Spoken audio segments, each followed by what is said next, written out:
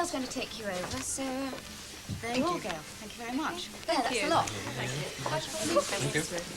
Good evening. Good heavens. Not good grief, I hope. We'll see. You just passing by? No, just checking in. How are you? Fine. How was Canada? Snowy. I take it she's still there. Waiting for my return. And when will that be? As soon as I can run down a man called J. Henry Pollard. Hello, J. Henry. Did I hear you mention my name? If your name is Pollard, yes, you did. You want to see me? Yes, well, look, I've had a long and exhausting flight from Ottawa. I shall be pleased to see you after I phone my fiancée that I'm here and had time to freshen up. Shall we say 7:30 in your office? My key, Jill? Oh, yes. Look, you can check in properly a bit later on. Drink? Later.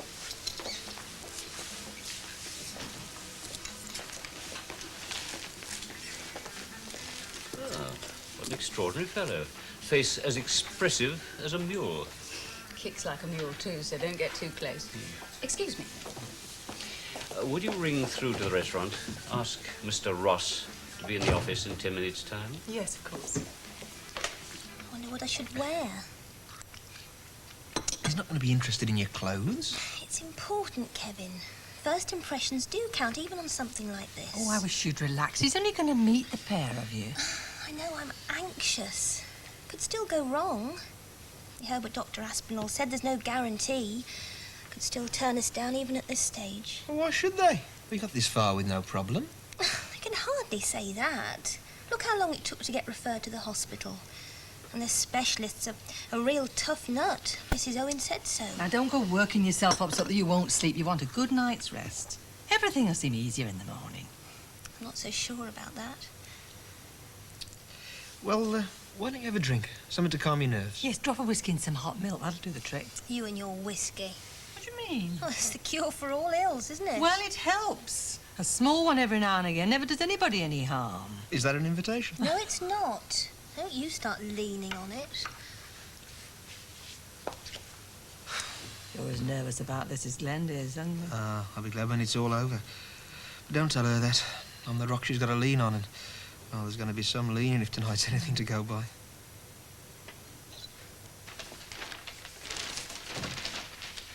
Hello, David.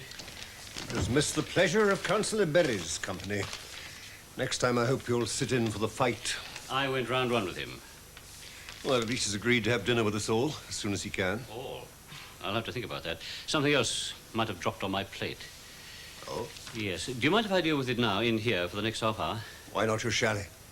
Would you like your wife to know what's irking you before you find out yourself?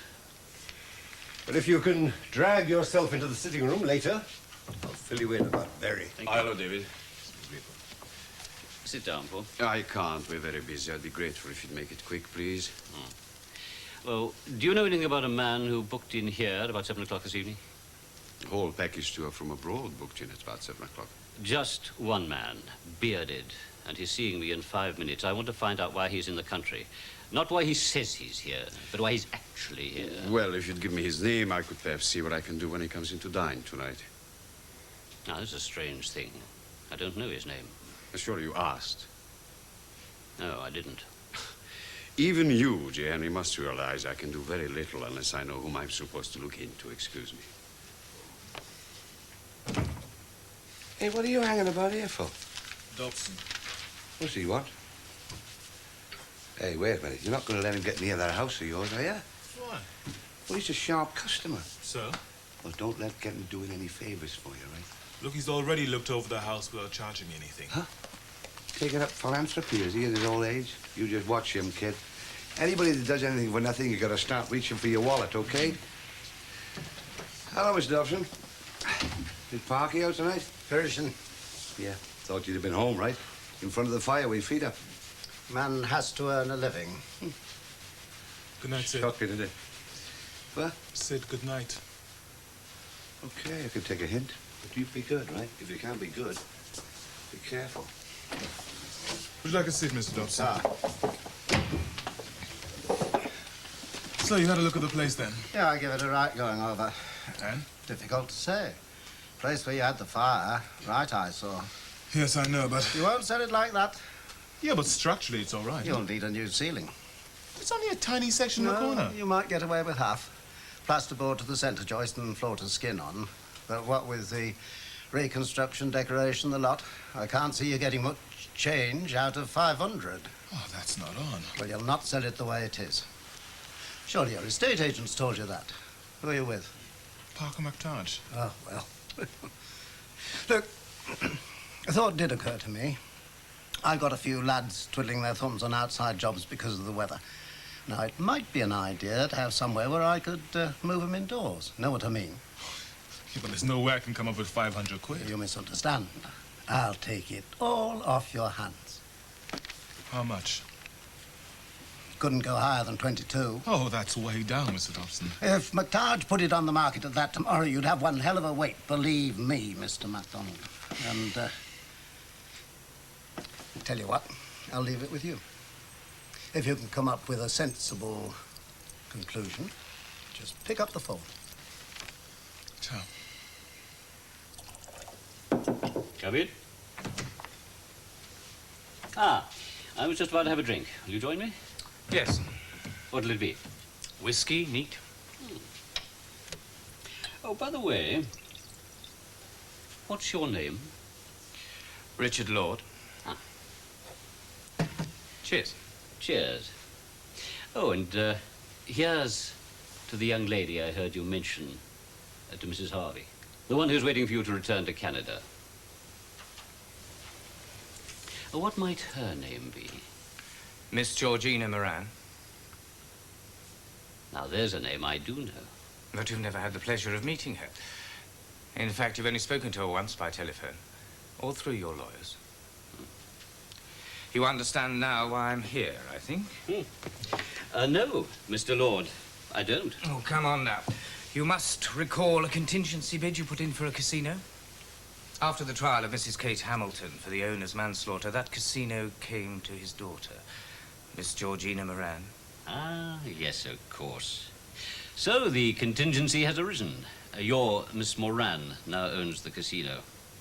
Well, Mr. Lord, I hope you'll assure Miss Moran that I'm prepared to pay every penny of what I offered. Really? But good heavens, doesn't the young lady trust me, not even having met me? There was no need for you to fly all the way over from Canada. You could have sent the documents of final settlement with a request for mine. Your contingency bid, Mr. Pollard, reflected perhaps 1/4 of the true value of that casino. It is not acceptable to my Gina. Ah, so that's how it is it? You want to marry a girl who's able to afford you? Actually, Mr. Pollard, I want to protect her interests and see to it that she doesn't contribute 1 penny over the odds towards yours. Well, you're too late, Mr. Lord. The bid was accredited, attested, and agreed. It is legal and binding. She must accept it, or lose the casino as a result of a court action for breach of contract. Do you think when she loses, she'll be able to afford my costs as well as yours? I never waste time on irrelevant questions, Mr. Pollard. Here is an accredited and certified refusal of your bid. Perhaps when you've shown it to your solicitors, we can talk again. All that is required from you, if you want that casino, is a fair price. Not a rip-off.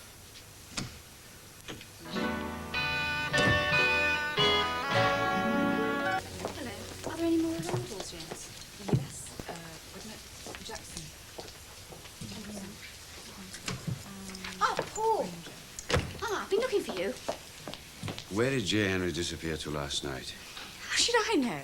You're his favorite, aren't you? No, his wife's his favourite. I'm only next. And where is he this morning? What? Hello, Joe. Oh, Valerie, do you know where J. Henry is this morning? No, I don't know where he is this morning. Nor do I know where he vanished to last night either. Oh, got a financial crisis on? Maybe he's just hankering after behaving like a tycoon again. Looking into the chances of buying the Suez Canal or the Soviet pipeline. He gets these fantasies. Now that I stopped getting mine. Thank you very much. It's very nice of you. Paul, are you trying to avoid me or something? I said I was looking for you. What did Valerie have to say about J. Henry's disappearing act? Nothing. Look, I've got a message for you. Message? Yeah, Sergeant Hall's phoned. Oh, yes. What time does she want to see me tomorrow? She doesn't. Huh? She says she'll contact you later. Perhaps. I think she's lost interest. Brussels? Why not? No. It'll be a whole week together. Won't people think... There's a perfectly valid reason. There's a trade fair on next week.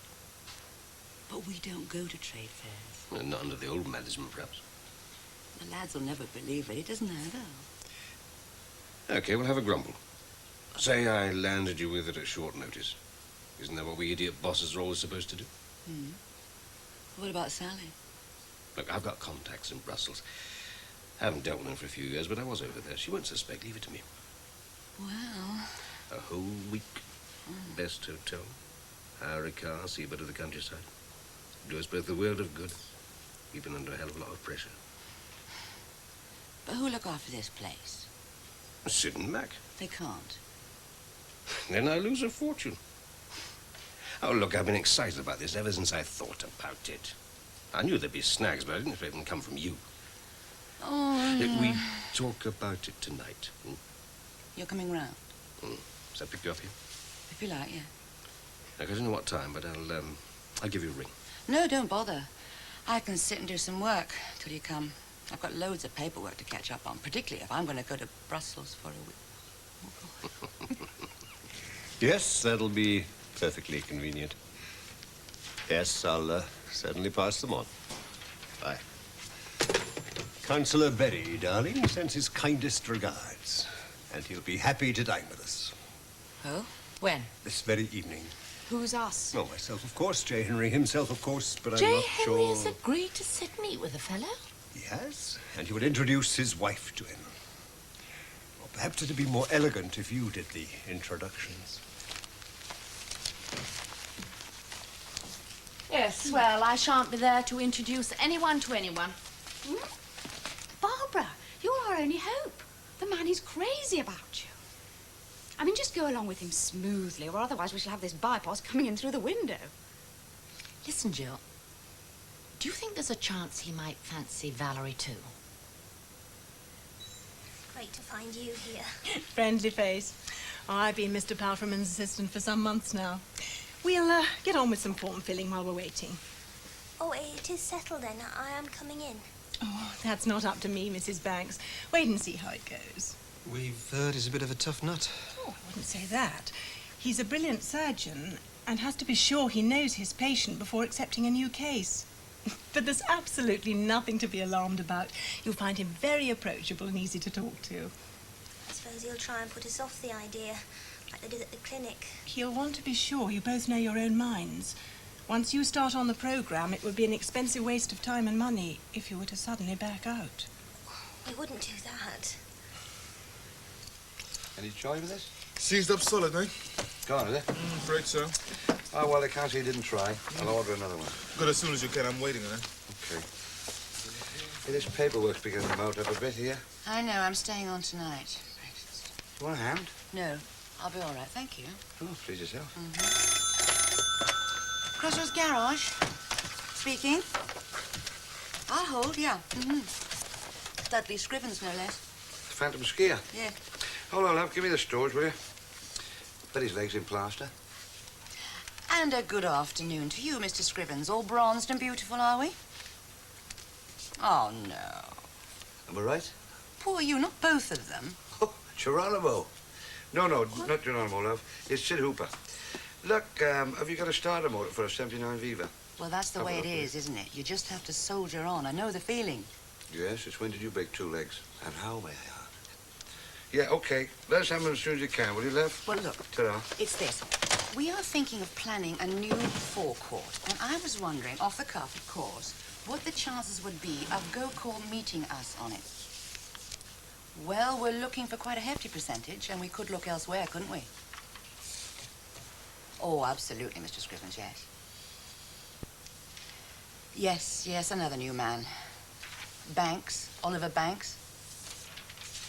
Well, he seems all right. It's early days yet, though, isn't it? Doesn't bother me. They can come and go as fast as they like as far as I'm concerned. Hey, don't give them too many ideas, kid. 2 broken legs, that's enough of a handicap in there. Well, maybe I should have. Is that a serious offer? Oh, who knows? Mm-hmm. Yeah. Right, I'll wait to hear from you then. Okay, and don't work too hard, will you? Bye-bye. In agony, is he? Hmm? 2 broken legs. Who said anything about broken legs? You did. Mm-mm, you did. No, you should. Not both of them, you said. Both his secretaries went on holiday the day he got back. He doesn't know whether he's coming or going. But he had a very interesting idea. Well, we know all about his ideas, don't we? Mm-mm.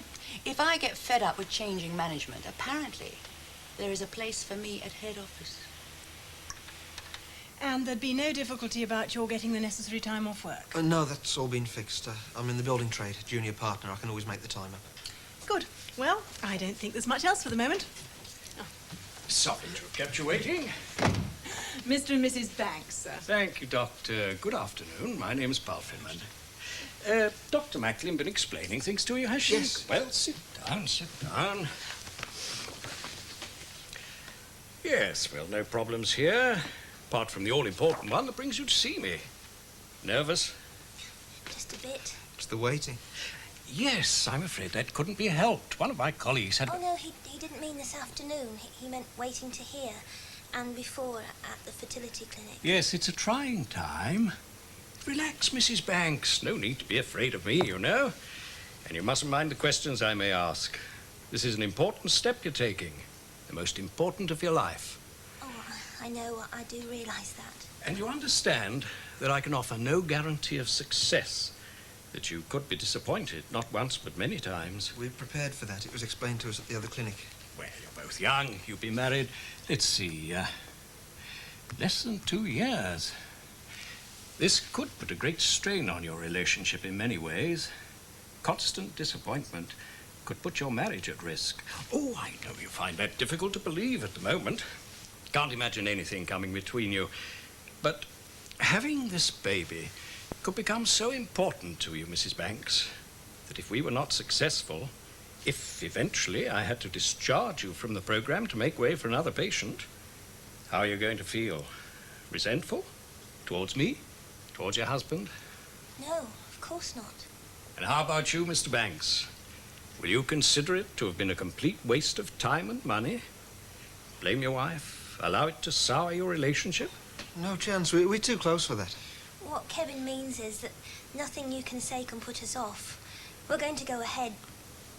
Well, if we're accepted, of course. I hope you mean that, because if there are any lingering doubts in your mind, any fears or lack of confidence in me, then I suggest we part company here and now.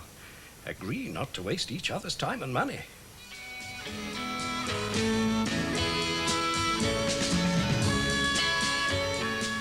Well, Mr. and Mrs. Banks, which is it to be? An amicable goodbye or total commitment?